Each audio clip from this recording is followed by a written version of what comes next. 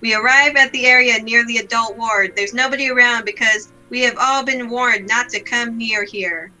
Ena and I start looking around, circling the building, scouring the bushes, searching all over the place.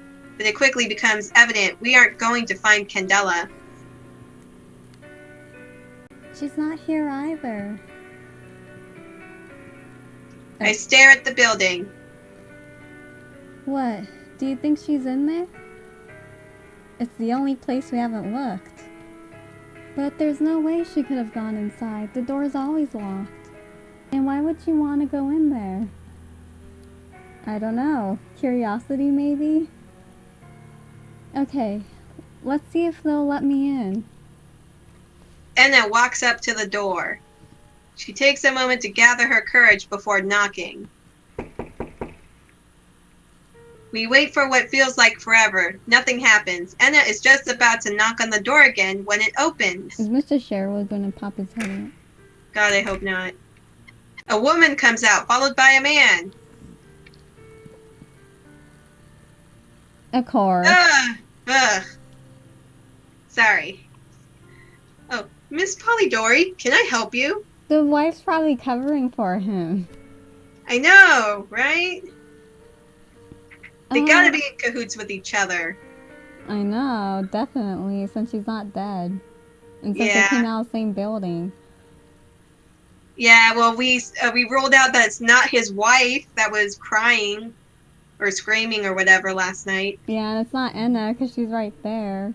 Yeah. Maybe it was Fia. It could be. Fia's our last suspect of the girl who screamed. We haven't seen Candela this morning, and Janice and I were just wondering if... She is here. Of course she's here. What? You don't have to worry about Candela. We moved her here this morning. Last night. Yeah, last night. Why? We decided that she is mature enough to be here with the other adults. Candela and maturity don't mix. I know, you decided to kill her, that's why, or lock her up in a dungeon. Or stuff her in a closet. But isn't Candela only 16? You used to only move children here when they turned 18, but it seems like they're being moved much sooner these days. It's because Mr. Sherwood is killing all the adult ward people. And she was a witness. Yep. We have more vacant rooms now, so we're able to move them sooner. But... Miss Polidori, please walk Janice back to her own ward. No, you do no such thing, Polidori. You know she is not supposed to be here. Mr. Sherwood goes back inside. Wait. Don't worry, Candela is perfectly fine. You should have seen the bright smile she had on her face when she saw Fia. You saw her in death? Look how smug she looks. Yeah, you're covering up for Mr. Sherwood. You're covering something. You're covering murder. This is not... Now it's full-blown murder. It's not just drug smuggling. Now you got murder going on. I'll tell her that you stopped by and said hi. Oh, thanks for that. See you later, Miss Polidori. Take care, Janice. Woo! Mrs. Sherwood follows her husband, the killer. The door closes. Why? For a while, Ena and I just stare at the door, dumbfounded by what just happened. We feel as if our friend has been stolen from us. She has been stolen from you, Janice. And possibly Go murdered. get her back. What? And possibly murdered. Yeah, that too. To add insult to injury, Mr. and Mrs. Sherwood's explanation didn't make sense. Good, you're using your wits, Janice. You're using your brain. But Ena and I both know that there's no point trying to argue. Slowly, we make our way back to the children's ward. They could have at least let us say goodbye. Yeah. We should probably tell Drake about Candela. He's probably still looking for her. Or picking his nose. Okay. As we're about to head back to where Drake was, I see two people waiting outside the gate. Ena, there's guests. Oh? I follow Ena to the gate. Joff and Poe. Great timing, guys. We got a murder on our hands. Good morning, Miss Polidori. Oh, little Janis is here too. Good morning. Good morning, Professor Poe. Good morning, Joff. Morning. Ena opens the gate and lets Joff and Poe in. We all walk together to the children's ward. Shall I call Mr. Sherwood for you? No, that won't be necessary. Poe and I were just in the neighborhood and thought we'd stop by. I see. We stop in front of the house. Would you like to wait inside or... Here is fine. Ladies, is it just me or are you two feeling down? Well, they moved Candela. Candela? The girl who always carried a sketchbook with her. Ah, I remember her. So when you say that they moved her... To the adult ward. I see. We were going to the backyard. Please excuse us. Can we come with you? We'd love to look around. Sure.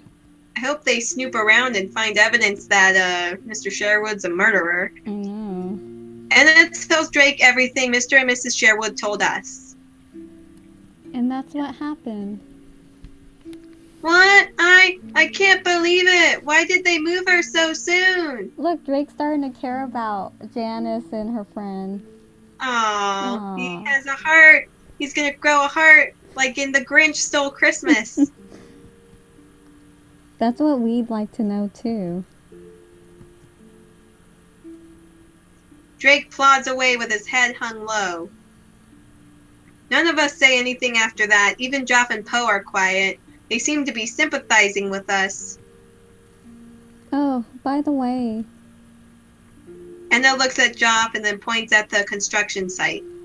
I asked around about the building. One of the other nurses knew a few things about it. Oh, what did you find out? Apparently, they stopped developing it 3 or 4 years ago. It had been under construction for just under a year. I could have told you that. Huh? They started working on it a few months ago after I came to Eclipse. What were they building? Don't know. Well, I do. The nurse told me that Mr. Sherwood was planning to turn this place into a large residential complex that could house every lunatic in the city of Overture. House every lunatic? Yes, he wanted to build everything a small city would need to sustain itself, and this complex would become some sort of lunatic utopia where madmen could live happily, separated from the outside world, and then he'd murder them all and replace them. Replace them with what, though? In a way, mad people would be completely isolated here, but on the other hand, they would be able to build their own society. Eclipse would be the one place where lunatics could be themselves and be accepted as who they are. Accepted as who they are? They said the complex would have its own housing, school, hospital, library, and any other facility you could imagine. And that building was going to house all of it. Shelter, huh? That seems like more than a shelter to me. Yeah. What? Oh, never mind. I was just reminded of something. But that is quite an ambitious project. You'd be building the equivalent of a small town into one giant building. Yes, I was surprised when I heard that too. Not just a madhouse, but a mad town. So that's why he built his madhouse on such a massive plot of land. Why did he halt the construction? I don't know. A lunatic utopia. Mr. Sherwood sure has some strange ideas. I wonder if I'd enjoy living in a place like that. Ena, Joff, and Poe continued to discuss Mr. Sherwood's mega project, but I got lost and stopped paying attention. Before I realized it, I'm already walking away. Now that Candela isn't here and Drake has stopped picking on me, I'm left with nothing to do. I really don't get along with any of the other inmates. I drag my feet upstairs and walk down the deserted hallway. I realize I've passed my room, so I stop. I find myself standing in front of a door, hesitating for a moment before opening it. Oh, Candela's room. I go in and sit on Candela's bed, or what used to be Candela's bed. I wonder what she's doing right now.